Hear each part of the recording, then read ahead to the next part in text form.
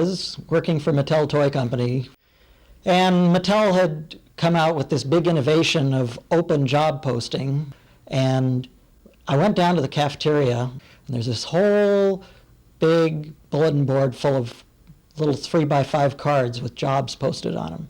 First card I see, in the upper left-hand corner, says, Senior Systems Programmer, Design and Develop Handheld and Video Games. And I thought to myself, yeah? They're going to pay me to do this? When you're preparing an operating system, it's nice if you have the sense for how the operating system is going to be used. And there's a big chicken and egg issue in that once you create a feature in the operating system, yes, do you need it? It's like you want to have a game to test the operating system and have the sense that you're writing the right operating system for the game. And you want to have the operating system with the game there to know that you're meeting the needs of the game. So we kind of had to work on two things at once while there was still some flexibility. I mean, once I started to tell other people about executive features, and we had some other people and we were starting to bring them online, and then they'd say, okay, I'm using such and such a feature. And I said, what? I wanted to take that feature out because we had very limited real estate here. We had 4K for the executive program. And so it rapidly gets to the point where if something has to go in, then something else has to come out. And once other people say, well, I'm depending upon that being there, you can't take that feature out. Well, it's a messy and difficult process. And what it means is that you essentially get one pass to get the exec right, and then it's frozen. The part about Space Spartan I was happiest with was the maneuver language that I wrote, which was a little tiny set of tables and a very, very, very compact piece of code that was very long because I had to write so many comments to explain what the heck it was doing because it was totally not obvious. But basically what it would do is it would set up the formation. So you'd have the ships flying in little barrel rolls or coming in from the side or coming in from the top and looping around like this or whatever maneuver they may do. And it would mirror them in back and forth and turn them upside down so that it wouldn't look all the same every single time you tried to play the game. That was a real nice compact little piece of code, and it worked very effectively at getting some variety in the game. Now, I'm writing the track computer at the same time that he's doing these, that he's making all these motions that the ships are doing. I've got no idea what the ships are going to be doing, so the tracking computer really is tracking the computers, tracking the alien ships, and it doesn't know what they're going to do ahead of time. Gabriel came to me and said that he really wanted an abstract game, and I said, well, kind of like what? And he said, well, that's just it. I want it completely abstract, totally unrelatable to anything. So we put together Vectron. It was first called Vectrix, and we went through several other different names, ultimately to put together the game, which we finally finished, which was subsequently released, and pretty much marketing came back to us and said, what are we going to be able to do with this game? We can't really relate it to anything. It's a little too abstract. So I guess we kind of did our job maybe a little too well, because it's kind of this game that's way out there, and now my kids sort of look at me and say, what were you thinking when you did this game?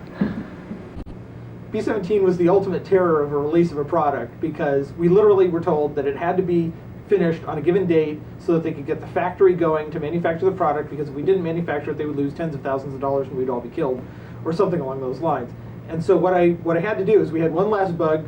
It was half an hour before we had to get the thing starting to burn the ROMs, and we had to fix the thing. We had 3 decals left in the code. We tested it for 5 minutes. Gee whiz, it looks like it runs. That's fine. We didn't change anything else. It's probably not broken. Started burning the ROMs. Tested while we were burning the ROMs, and ran down with the ROMs to the people to get it out in the shipment, to get it out to the factory so we could make the Christmas date or whatever it was. But that was rather terrifying. We had literally half an hour of QA on the product before we shipped it. And then we've shipped the game, and my father-in-law comes over, and I'm showing him this game that we've just finished, and he's playing it for the first time, and he's played it for 10 minutes, and he hangs the game. It is a fairly odd little game. It's kind of a shoot 'em up. It's kind of educational. God knows when I was testing it, I got really good at mental arithmetic. If you want to know what 7 times 13 plus 21 is, I can whip it right out. 122, 112. All right, hey. Party Line was another high point in my life.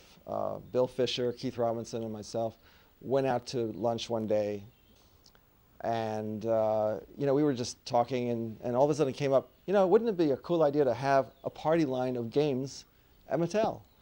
And that the idea just kind of stuck with us, and we got really excited about it. We started thinking about how we could present this, built up a whole, storyboard, sales pitch.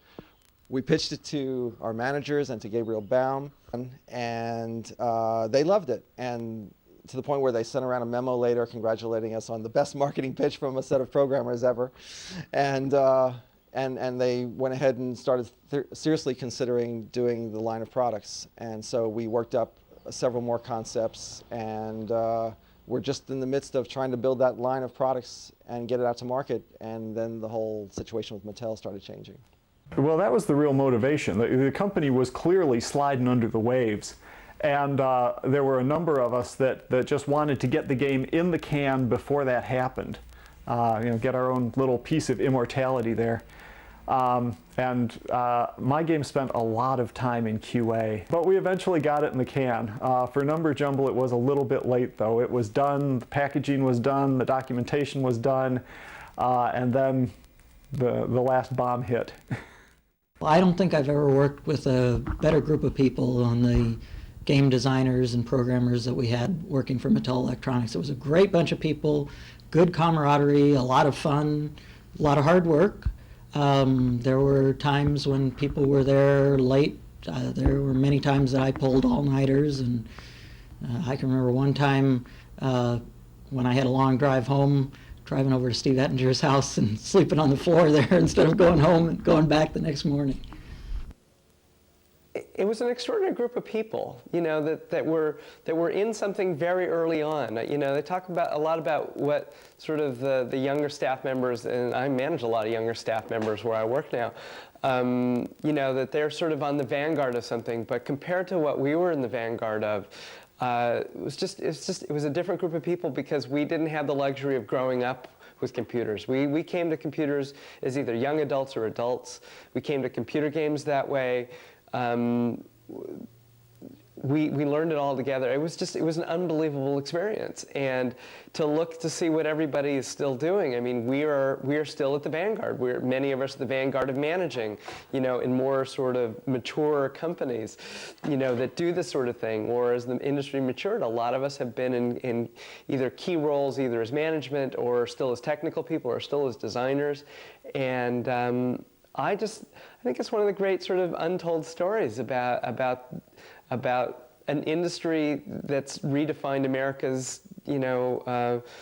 prosperity. I mean, people have moved into all kinds of different fields. I mean, I work right now in the financial field with computers, and I just think it's a great story, and it's just something I've been very proud, of all the places that I've worked. It's one of the places I'm most proud about, and it's one of the groups of people, even though I'm not in touch with that many of them, I just love to get together and be around them. There's just something great about that.